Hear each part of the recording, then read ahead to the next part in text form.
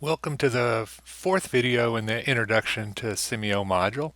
In this video, we'll focus on the concept of randomness and touch very briefly on random number generators, and then talk about the implications of that in terms of Semio experiments and replications. And so this one slides a little bit difficult on video. In the live class, this is a little bit easier because what we do is we compare the results that everyone had from the model that we just built. So if I go back to my model and reset and then run in fast forward mode. So I just ran for my 24 hours and then go look at the results. And what we do in the class is we compare different statistic values like the numbering system of 6.0236 and the timing system of 0.2469 and so on between different students in the class. And what we find is that the results are not the same. And so the question then becomes, well, why? And so we have our concept of random number generators comes into play here. So we have our favorite Dilbert cartoon here that I won't read for you, but I will let you read it on your own. But what I will tell you is this final conclusion here, that's the problem with randomness, is that you can never really be sure. It's difficult. You can basically not prove numbers are random and so on. And in the computer world, when we're generating random numbers using Semio or using any computer, you just can't generate truly random numbers with a computer. So we create what are called pseudo-random numbers. And I'm giving you a 2-minute overview of something that we could spend an entire semester course on. So there are a lot of details, obviously, that we're going to leave out. But one of the things that's fundamental to simulation analysis is that we want to have what's called predictable randomness. And that seems a little bit strange on the face of it because the notion of predictability and randomness seem to be at odds with one another. But I'm going to talk a little bit about that in the context of experimentation later. But basically what we want to be able to do is have observations that appear random to a process, but that are repeatable so that we can replicate the process. And so we'll see that as we go on. So now the question of why the numbers are different, why the values are different between different students in the class. Again, we can't demonstrate this on video because I only have a single model, but there are a couple of potential explanations. One is randomness. So again, if we think about generating truly random numbers, then the random number that my computer generates would be different than the random numbers that your computer generates by definition of randomness. Well, as I said, this isn't the case because you can't generate truly random numbers with a computer. And so there's an algorithm that generates the random numbers, and it turns out that that algorithm will generate the same stream of random numbers on different computers. And so that's not the issue. Another potential explanation could be different software versions. This usually isn't the case. There are cases where changes in the software would make minor changes, but this is generally not the case with Semio because it uses the random number generators. It has been fairly stable over many versions.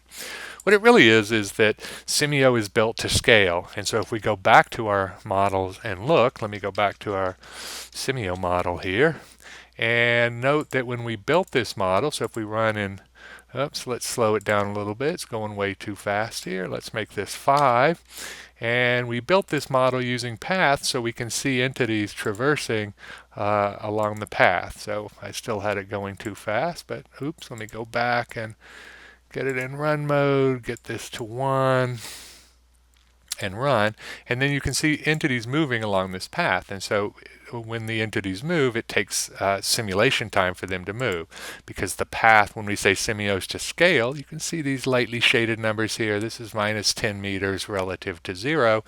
And so these two entities are about 1, 2, 3, 4, 5 meters, 6 meters apart in the x direction and maybe 2 meters apart in the z direction. And so there is a distance to be traversed.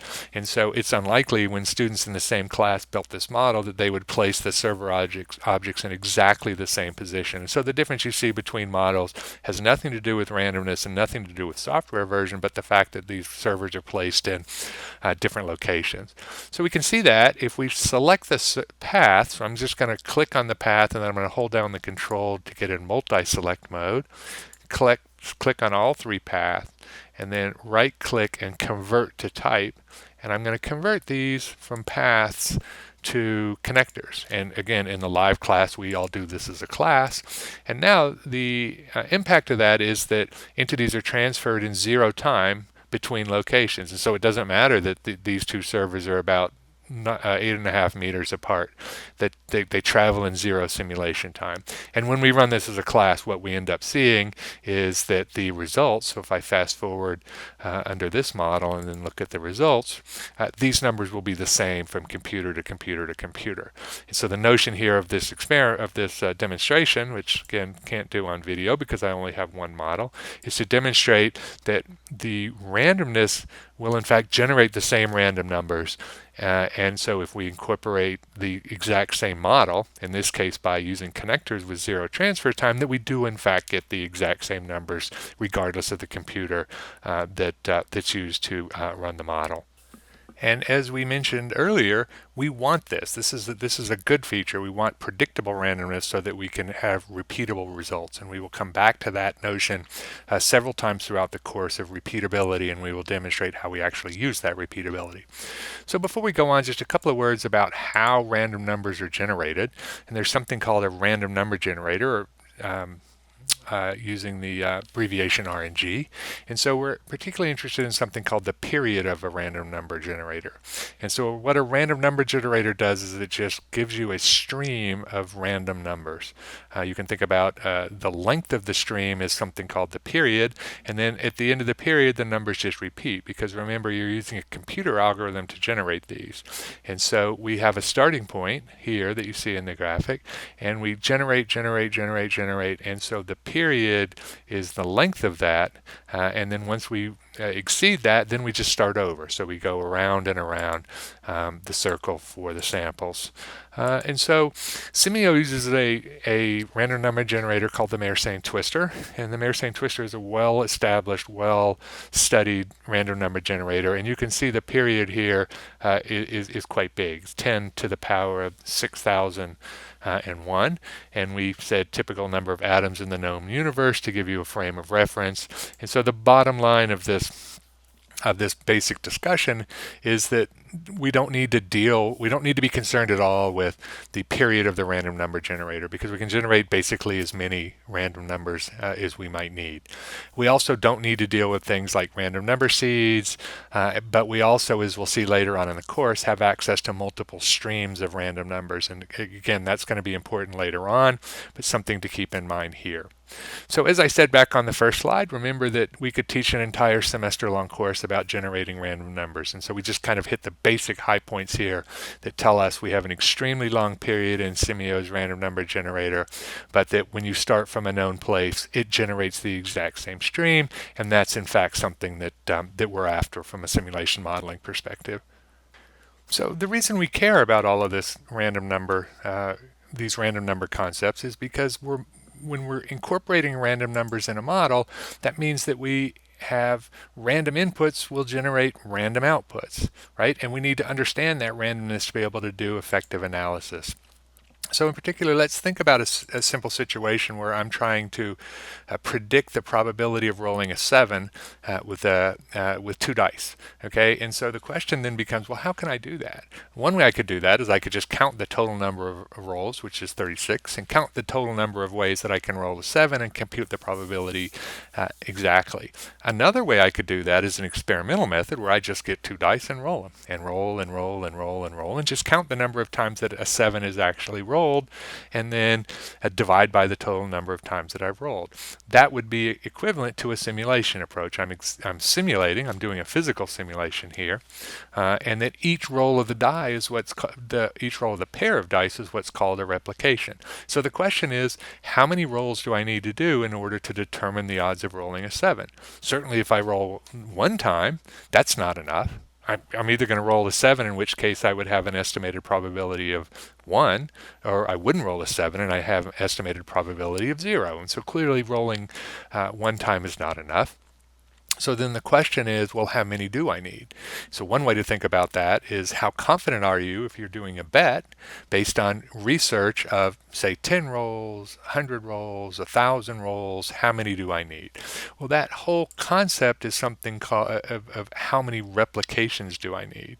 So in a general simulation context, not just a simple die roll, not just simple rolling of a pair of dice, I have the same issue that I have randomness in and I get randomness out, and I have to make a decision about how many replications do I run in order to be able to make an appropriate assessment. And so if we go back and look at the slide, Simio supports that through the random number generator by using what are called streams of random numbers. And so when I run one replication, I use one stream. When I do the second replication, I jump to the next stream. When I do the third replication, I jump to the next stream. And what that supports is every time I run multiple replications, I'm going to use the same series of random numbers, which again goes back to our objective of having repeatability. And so because of the huge period of the Mersenne twister, the period of each one of these, or the length of each one of these streams, is also basically infinitely long. And so I have no chance that I'm going to have overlapping streams. So Simio handles that for me automatically. And so in the model, the interactive results, like when we ran the model and I just fast forwarded the model to the end and looked at the results, those are based on a single replication. And so if I go back and say, okay, let's look at my results. So go to my results and let's just look at this one number here, this 7.2952. If I go back and reset and then rerun, right, and then go back and look at my results, I'm going to get that same number. Right? Because when I did was when I went back and reran, I didn't actually run a new replication. In fact, what I did, because how the random number generator works, is I ran the first replication and then I just went back in and ran it again. So I'm just looping through this multiple times. And of course, since it generates the same stream of random numbers, I get the same thing every time. So what we need is a mechanism where I can advance the random number generator to the next stream so that I can see another observation or another replication so that I can get what's equivalent to multiple rolls of my dice in estimating my probability. And the way I do that is with a Simio experiment. So let's go back to our model and look at briefly look at how to create an experiment. So I'm going to go back to the basic model that we've created. I'm going to go to Project Home, and now we have an option to create a new experiment. So when I click the button, we have some properties. We'll discuss these at length in a subsequent video. But what this does is it generates an experiment with a default number of replications. In this case, 10 replications. And so when I run my experiment, now you can see Simio is running each one of my replications. And so what I have now is 10 individual replications of my model run. And so in our dice example, this would be equivalent of throwing the dice 10 times. When I go to the pivot grid now, I see a similar looking structure, but I have some additional columns here because now that I have 10 observations, I now have some summary statistics. So rather than reporting that single 7.92 or whatever it was, now I'm reporting the average over 10 replications. And so the average value turns out to be 6.0759. Then I have a minimum of my 10, my maximum over my 10, and then I have a half width of the 95% confidence interval. And we will talk about the notion of a confidence interval if you're not familiar with that, again in a subsequent video. But note, if I go back to my design, I can increase the number. So back to our question of how many do I need? How many replications do I need to be confident? I can increase that to 100. And you can see this model is very simple and runs very quickly.